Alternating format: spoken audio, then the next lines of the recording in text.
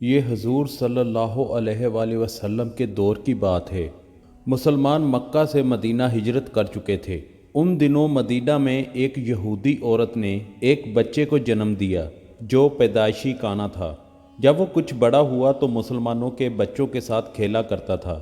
یہ پر اسرار بچہ مدینہ اور کرب و جربار کے علاقے میں مشہور ہونے لگا۔ اس نے اپنے اوپر وحی یا القا آنے کا دعویٰ کیا اور عجیب اور پر اسرار باتیں کرنے لگا۔ لہٰذا اس کی ماں رسول اللہ صلی اللہ علیہ وآلہ وسلم کے پاس گئیں اور اپنے بیٹے کا سارا حال بتایا۔ اس نے آپ صلی اللہ علیہ وآلہ وسلم سے یہ گزارش کی کہ آپ صلی اللہ علیہ وآلہ وسلم اس کا معائنہ کریں۔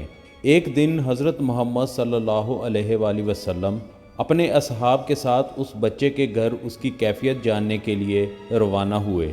راستے میں آپ نے بنی مغالہ کے انصار بچوں کے ساتھ اس بچے کو کھیلتے ہوئے دیکھا۔ اس بچے کا نام صاف ابن سیاف تھا۔ نبی کریم صلی اللہ علیہ وآلہ وسلم حضرت عمر ابن خطاب اور کچھ اصحاب کے ساتھ ان بچوں کے پاس گئے۔ وہ بنی مغالہ کے مکانوں کے پیچھے کھیل رہے تھے۔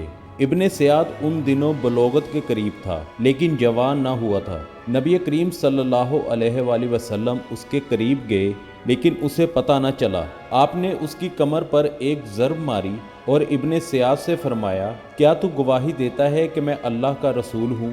ابن سیاد نے آپ کی طرف دیکھ کر کہا، ہاں میں گواہی دیتا ہوں کہ آپ اللہ کے رسول ہیں۔ پھر ابن سیاد نے رسول اللہ صلی اللہ علیہ وآلہ وسلم سے کہا، کیا آپ گواہی دیتے ہیں کہ میں اللہ کا رسول ہوں؟ تو آپ نے اسے چھوڑ دیا اور فرمایا، میں اللہ اور اس کے رسولوں پر ایمان لایا۔ پھر نبی صلی اللہ علیہ وآلہ وسلم نے اس سے پوچھا، تو کیا دیکھتا ہے؟ ابن سیاد نے کہا، میں سمندر پر عرش دیکھتا ہوں۔ تو آپ نے فرمایا، وہ ابلیس کا عرش ہے۔ ابن سیاد نے کہا، میرے پاس سچی اور جھوٹی خبریں آتی ہیں۔ رسول اللہ صلی اللہ علیہ وآلہ وسلم نے کہا، پھر تو تیرا معاملہ الٹ پلٹ ہو گیا۔ پھر آپ نے فرمایا، میں نے تیرے لیے ایک چھپانے والی چیز چھپائی ہے۔ دراصل نبی کریم صلی اللہ علیہ وآلہ وسلم نے اپنے دل میں دخان سوچی تھی۔ تو ابن سیاد کہنے لگا، وہ الدخ ہے۔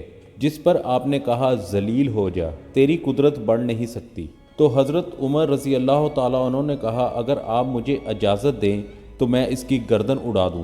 تو آپ نے فرمایا، نہیں، اسے چھوڑ دو۔ اگر یہ سچا ہے تو اس پر قابو نہیں پا سکو گے، اگر ایسا نہیں ہے تو اسے قتل کرنے میں کوئی بلائی نہیں۔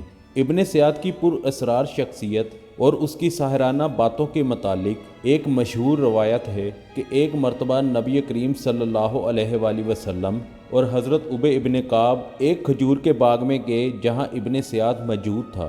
نبی کریم صلی اللہ علیہ وآلہ وسلم کی یہ کوشش تھی کہ ابن سیاد انہیں دیکھے، اس سے قبل چھپ کر اس کی باتیں سنی جائیں۔ لہٰذا آپ نے دیکھا وہ اپنی چادر میں لپٹا ہوا تھا اور کچھ پڑھ رہا تھا جس سے اس کے ہونٹ ہل رہے تھے۔ تو اچانک ابن سیاد کی ماں نے آپ صلی اللہ علیہ وآلہ وسلم کو کھجور کے درخت کے پیچھے دیکھ لیا اور کہنے لگی، اے صاف، یہ محمد ہے۔ لہٰذا ابن سیاد کود کر اٹھ بیٹھا۔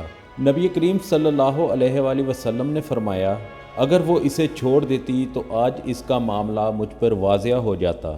مدینہ کے لوگ کہا کرتے تھے کہ ابن سیاد پر کہانت کا اثر تھا، جہاں اس کے پاس شیاطین آیا کرتے تھے جو اس کو عرش الہی کی خبریں دیا کرتے تھے۔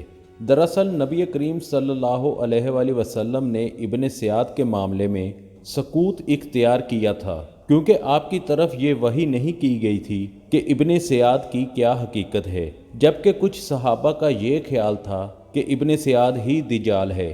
مثلا حضرت جابر بن عبداللہ اللہ کی قسم اٹھا کر کہتے تھے کہ ابن سیاد ہی دجال ہے۔ حضرت عمر رضی اللہ تعالیٰ عنہ نبی کریم صلی اللہ علیہ وآلہ وسلم کے سامنے ابن سیاد کو دجال کہا کرتے تھے، لیکن نہ ہی آپ اس بات کا اقرار کرتے اور نہ ہی انکار۔ تاریخ کی کتابوں میں یہ بھی آتا ہے کہ ابن سیاد اور اس کی ماں نے بعد میں اسلام قبول کر لیا تھا، اور ابن سیاد لوگوں سے کہا کرتا تھا کہ وہ دجال نہیں ہے، لیکن اس کے باوجود لوگ ابن سیاد کے متعلق شک میں رہا کرتے تھے کیونکہ وہ ہمیشہ عجیب و غریب باتیں کیا کرتا۔ لہٰذا ابو سعید خدری رضی اللہ تعالیٰ عنہ بیان کرتے ہیں کہ ہم حج یا عمرے کے لیے نکلے تو ہمارے ساتھ ابن سیاد بھی تھا۔ ہم نے ایک جگہ آرام کرنے کے لیے پڑاؤ ڈالا تو ہمارے قافلے میں موجود لوگ بکھر گئے، مگر میں اور ابن سیاد ایک جگہ باقی رہ گئے۔ مجھے ابن سیاد کو دیکھ کر بہت خوف محسوس ہوا، کیونکہ اس کے بارے میں لوگ بہت سی عجیب عجیب باتیں کیا کرتے تھے۔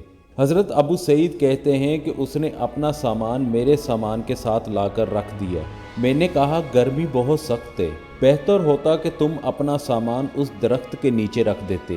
لہٰذا اس نے ایسا ہی کیا اور دوسرے درخت کے نیچے اپنا سامان رکھ آیا۔ پھر ہمارے سامنے ایک بکری لائی گئی، اس نے اس بکری کا دودھ نکالا اور پیالہ میرے سامنے لا کر کہا اے ابو سعید پیو۔ میں نے کہا گرمی بہت سخت ہے اور دودھ بہت گرم ہے۔ دراصل میں اس کے ہاتھ سے لے کر پینا پسند نہ کرتا تھا، پر وہ کہنے لگا اے ابو سعید، لوگ جو کچھ میرے بارے میں کہتے ہیں اس وجہ سے میں نے یہ ارادہ کیا کہ ایک رسی لے کر درخت کے سامنے باندھوں اور اس سے لٹک کر پھانسی لے لوں۔ اے ابو سعید، کون ہے جس پر رسول اللہ صلی اللہ علیہ وآلہ وسلم کی حدیث پوشیدہ ہو؟ اے انصار کی جماعت، تم پر تو پوشیدہ نہیں۔ کیا رسول اللہ صلی اللہ علیہ وآلہ وسلم نے یہ نہیں فرمایا تھا دجال کافر ہوگا جبکہ میں مسلمان ہوں؟ کیا آپ نے یہ نہیں فرمایا تھا کہ دجال بانجھ ہوگا اور اس کی کوئی اولاد نہ ہوگی، اور میں تو اپنا بیٹا مدینہ چھوڑ کر آیا ہوں؟ کیا رسول اللہ صلی اللہ علیہ وآلہ وسلم نے یہ نہیں فرمایا تھا کہ دجال مکہ اور مدینہ میں داخل نہ ہو سکے گا، اور میں مدینے سے آ رہا ہوں اور مکے کا ارادہ ہے؟ حضرت ابو سعید کہتے ہیں قریب تھا کہ میں اس کی باتوں میں آ جاتا اور اس پر یقین کر لیتا، مگر وہ کہنے لگا اللہ کی قسم میں دجال کو جانتا ہوں اور اس کی پیدائش کو بھی، اور اس وقت وہ کہاں ہے اس کا بھی مجھے علم ہے۔ حضرت ابو سعید نے کہا ساری عمر تیری تباہی ہو۔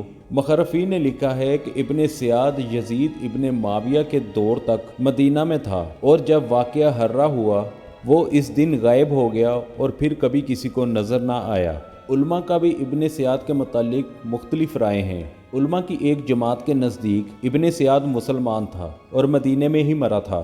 جب اس کا نماز جنازہ پڑھایا گیا، اس کا چہرہ کھول کر لوگوں کو دکھایا گیا تاکہ بات واضح ہو جائے۔ ابن سیاد نے جہاد بھی کیا تھا اور حج بھی، اور مسلمانوں کے درمیان زندگی گزاری، لیکن وہ خود ایسی باتیں کیا کرتا تھا کہ لوگ اس پر شک کرتے تھے۔ بعض علماء نے لکھا ہے کہ نبی کریم صلی اللہ علیہ وآلہ وسلم نے اس امت میں جن 30 دجالوں کے آنے کی خبر دی ہے جو قیامت سے قبل ظاہر ہوں گے، ابن سیاد ان دجالوں میں سے ایک دجال ہے، لیکن وہ دجال اکبر نہیں ہے جو قیامت کے قریب نکلے گا۔ یہ قول سب سے راجح اور مقبول مانی جاتی ہے۔ ناظرین گرامی، ابن سیاد کے متعلق آپ کی کیا رائے ہے؟ اپنی معلومات کمنٹس باکس میں ضرور دیجیے گا، اور ویڈیو پسند آنے کی صورت میں چینل کو سبسکرائب اور ہماری ویڈیو کو لائک ضرور کیجیے گا۔ انشاءاللہ ملیں گے اگلی ویڈیو میں، تب تک کے لیے اجازت دیجیے۔